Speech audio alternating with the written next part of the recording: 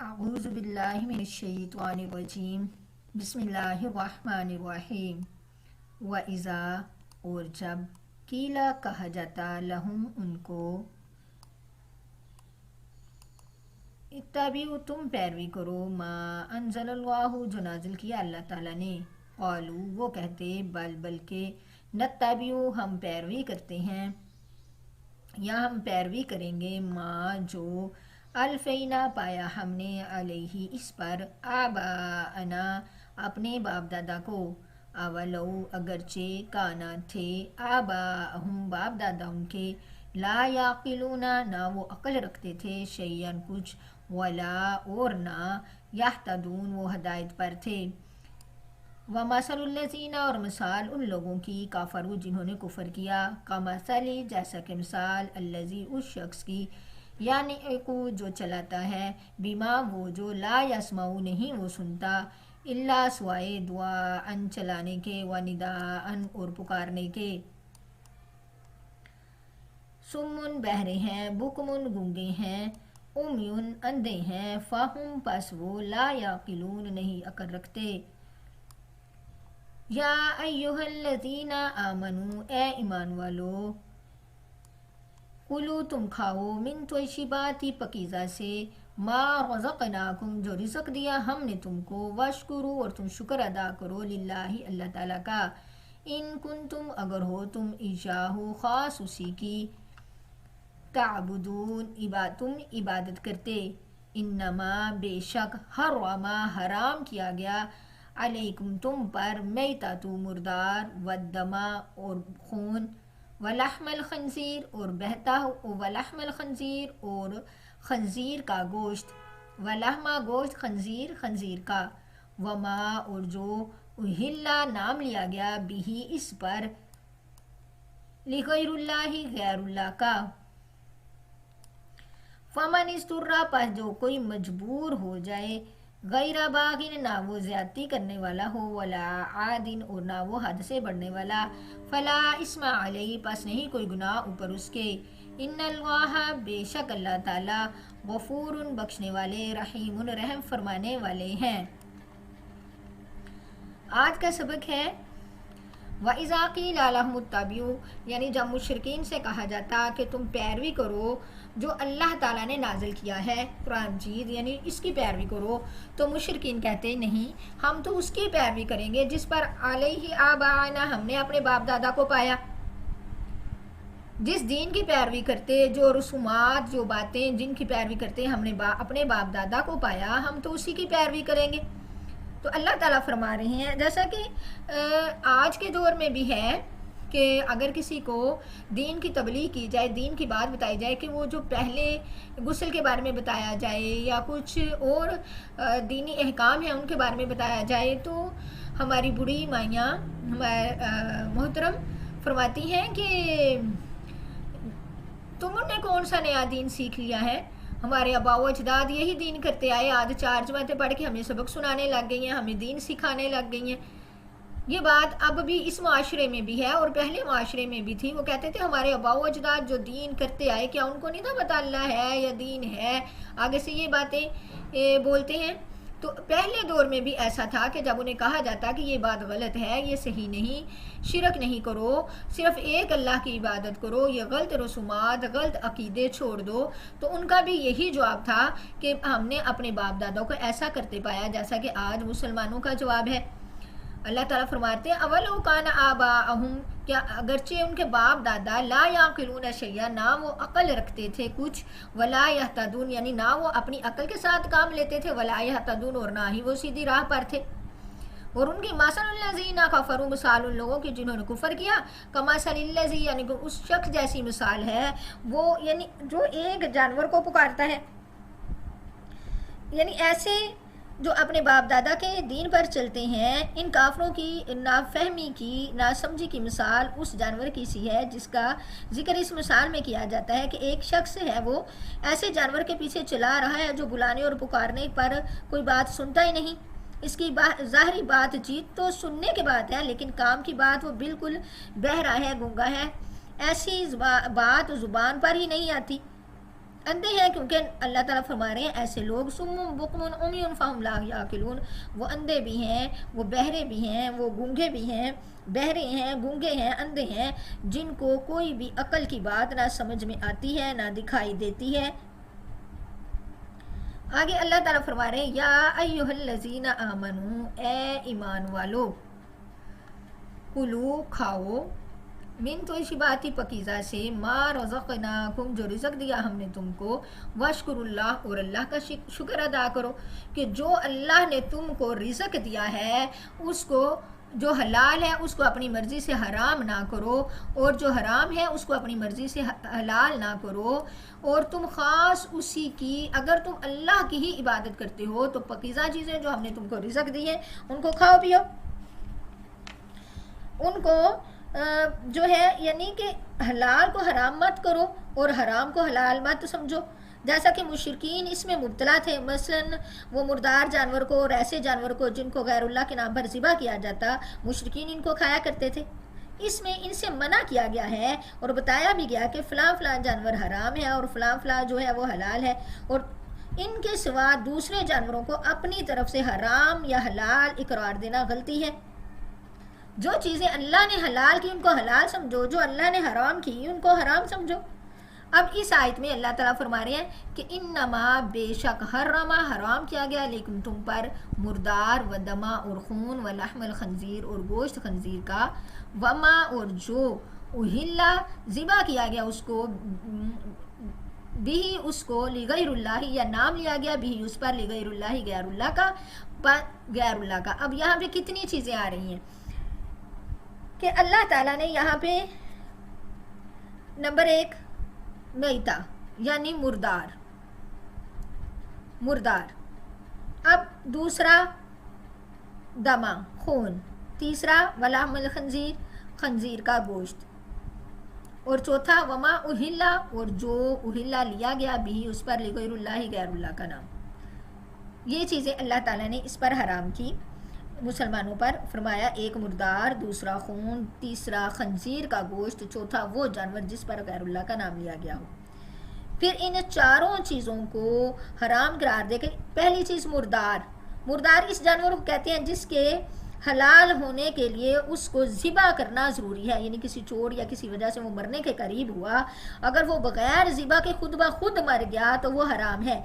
یا جیسے گلا گونڈ کر یا کسی دوسرے جانور کی چوٹ لگ کر یا اونچائی سے گر کر ایسا جانور خود مر گیا تو کیا ہے، مردار اور حرام ہے۔ لیکن اگر اس کو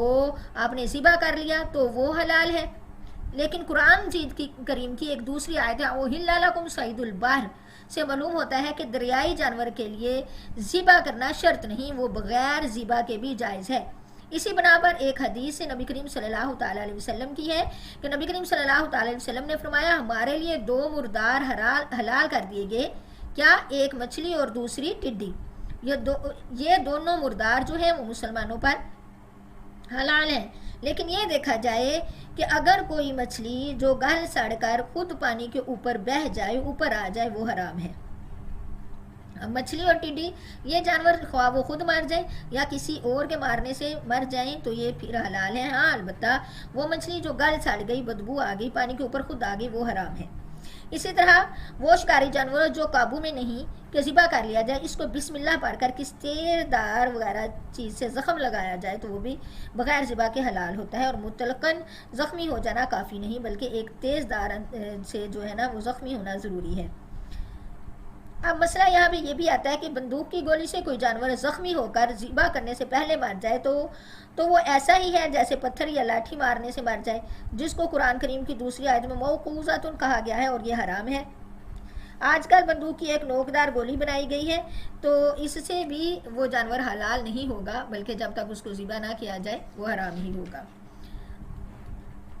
اب اس آیت میں اللہ تعالیٰ نے منع کیا کہ میتۃ مردار حرام ہے، اس طرح اس کا گوشت کھانا حرام ہے، مردار جانور کا خرید و فروخت بھی حرام ہے۔ یہی حکم تمام نجاست کا ہے کہ اس کا استعمال بھی حرام، اس کی خرید و فروخت بھی حرام، اس سے نفع اٹھانا بھی حرام، یہاں تک کہ مردار جانور یا ناپاک کوئی چیز باختیار خود کسی کو کھلانا،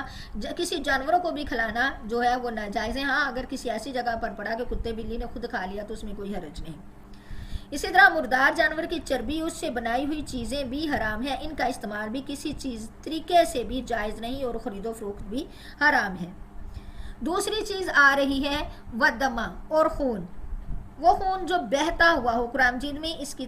جو ہے تفسیر بتا گئی، ودم مسفوحن، بہتا ہوا خون وہ جو ہے وہ حرام ہے۔ جس طرح خون حرام ہے، جو گوشت کے ساتھ ذبح کرتے ہیں نا گوشت کو، تو ہم قربانی وغیرہ کرتے ہیں تو حالانکہ طاقت اصل خون میں ہوتی ہے، جس انسان کا جانور کا خون ختم ہو جائے اس کی طاقت ختم ہو جاتی ہے، خون نکل جائے سارا، وہ مرنے کے قریب ہو جاتا ہے، لیکن اللہ نے وہ حرام کر دیا ہے، اس لیے ذبح کرتے ہوئے جانور کو سارا خون بہا دیا جاتا ہے، جو خون ذبح کے وقت گوشت کے ساتھ لگا بھی رہ جاتا ہے اس کو دھو کے استعمال کر لیا جاتا ہے، باقی ہلکے پھلکے سے اس کا کوئی جو ہے نا وہ ناجائز نہیں ہے۔ اس طرح مچھر، مکھی اور کھٹمل وغیرہ کا خون بھی ناپاک نہیں، لیکن اگر زیادہ ہو جائے تو اس کا دھونا ضروری ہے۔ اسی طرح خون کا کھانا پینا حرام ہے، اسی طرح اس کا خارجی استعمال بھی حرام ہے، یعنی کسی جانور کا خون بیچنا اور اس سے نفع اٹھانا اور اسی خون کی خرید و فروخت کرنا، اس سے آمدنی حاصل کرنا، وہ سب حرام میں آئے گا۔ آگے جو چیز آ رہی ہے، لیکن یہاں بھی ہے کہ کسی انسان کے جو خون کی ہم خرید و فروخت کرتے ہیں وہ اس صورت میں جائز ہے، انسان کا خون دوسرے کے بدن میں منتقل کرنے کے لیے شرعی حکم یہ ہوتا ہے کہ عام حالات میں تو جائز نہیں، مگر علاج اور دعا کے طور پر اس وقت استعمال کیا جائے گا جب کہ مریض کی جان کا خطرہ ہو اور کوئی دوسری دوا جان بچانے کے لیے موثر یا موجود نہ ہو، تو خون دینے سے ہی اس کے بچنے کا خیال ہو، اس کے علاوہ کوئی خیال نہ ہو اور کوئی شرط نہ ہو جان بچنے کی، تو اس وقت خون دینا جائز ہے۔ تیسری چیز آ رہی ہے وَلَحْمَ الْخِنْزِيرِ، جو ہے خنزیر کا گوشت، خنزیر کا گوشت مطلقاً حرام ہے، حتیٰ کہ اس کے تمام اجزاء، ہڈی، کھال، بال، پٹھے سب ہی اجتماعی طور پر حرام ہیں۔ آگے چیز آ رہی ہے وَمَا أُهِلَّ بِهِ لِغَيْرِ اللَّهِ، یعنی وہ چیز اہلا، وہ جانور وما اہلا کے نام لیا گیا بھی اس پر غیر اللہ، غیر اللہ کا۔ چوتھی چیز جس کو آیت میں حرام قرار دیا گیا وہ جانور ہے جس کو غیر اللہ کے لیے مخصوص کیا گیا۔ اب اس کی تین صورتیں ہیں۔ پہلی صورت یہ ہے کہ کسی جانوروں کو غیر اللہ کا تقرب حاصل کرنے کے لیے ذبح کیا جائے اور باوقت ذبح اسی غیر اللہ کی نیت اور نام لیا جائے، تو یہ صورت با اتفاق تمام اجماع امت کے حرام ہے اور یہ جانور بھی میتہ کے برابر ہے۔ دوسری صورت یہ ہے کہ کسی جانور کو کسی غیر اللہ کا تقرب حاصل کرنے کے لیے ذبح کیا جائے، یعنی اس کا خون بہانے سے پہلے نیت تقرب غیر اللہ کے مقصود ہو، لیکن باوقت ذبح اس پر نام اللہ کا لیا گیا ہو، جیسے بہت سے ناواقف مسلمان بزرگ پیروں کے نام پر اس کی خوشنودگی حاصل کرنے کے لیے بکرے، مرغے ذبح کرتے ہیں، لیکن ذبح کے وقت اس پر اللہ کا نام ہی لیتے ہیں، لیکن نیت غیر اللہ کو راضی کرنے کی ہوتی ہے، تو وہ بھی با اتفاق اجماع امہ حرام ہے۔ یعنی ہر وہ جانور جسے غیر اللہ کے نام پر ذبح کیا گیا، حواشی بیضاوی میں ہے کہ مسئلہ کہ ہر وہ جانور جس کو غیر اللہ کے نام پر ذبح کر دیا گیا وہ حرام ہے، اگرچہ باوقت اللہ کا نام ہی کیوں نہ لیا گیا، کیونکہ اس کی نیت جو ہے غیر اللہ کو خوش کرنے کی ہوتی ہے، وہ بھی علماء کرام نے حرام کیا۔ تیسری صورت اس میں یہ آ جاتی ہے کہ کوئی ایسا جانور کسی جانور کا کان کاٹ کر یا کوئی دوسری علامت لگا کر تقرب غیر اللہ، یعنی غیر اللہ کا قرب حاصل کرنے کے لیے، اسے غیر اللہ کی تنظیم کے لیے اس کو چھوڑ دیا جاتا ہے، نہ اس سے کام لیا جاتا ہے، نہ اس کو ذبح کرنے کا قصد ہوتا ہے، بلکہ اس کو ذبح کرنا حرام سمجھتے ہیں، تو یہ وہ جانور ہیں جیسے وما اہل بہ لغیر اللہ میں شامل ہو، دونوں میں داخل ہے۔ اب داخل نہیں ہے، وما اہل بہ لغیر اللہ میں داخل نہیں ہے، بلکہ اس قسم کے جانور کو جو غیر اللہ کے نام پر چھوڑ دیا جاتا ہے، کان کاٹ کر یا کوئی اور نشانی لگا کر کہ یہ فلاں کی منت ہے، نیت ہے، تو اس کو ذبح کرنا بھی حلال نہیں سمجھتے، بلکہ حالانکہ وہ جانور حلال ہے، جیسے گائے ہے، بھینس ہے، بکرا ہے، لیکن وہ اس کو غیر اللہ کی تنظیم پر چھوڑا جاتا ہے، اس کی تعظیم کی جاتی ہے، اس کو نقصان نہیں پہنچایا جاتا، اس کو کھلا چھوڑ دیا جاتا ہے، تو ایسے جانور کو حلال وہ جانور ذبح کر کے بلکہ حلال کر کے اس کو کھا لینا بہتر ہے، وہ حرام نہیں ہوتا، بلکہ اس کو ذبح کرنا چاہیے اور کھانا چاہیے، کیونکہ وہ اس رسم کو ختم کرنا ہے۔ جس طرح جو ہے اب بعض جاہل مسلمان بھی بعض مزارات پر ایسا ہی عمل کرتے ہیں کہ بکرا یا مرغا چھوڑ دیتے ہیں، لیکن اس کا ایک مسئلہ یہ بھی ہے کہ کچھ جانور ایسے ہوتے ہیں جو کہ چھوڑ دیے جاتے ہیں، مسلمان مزارات پر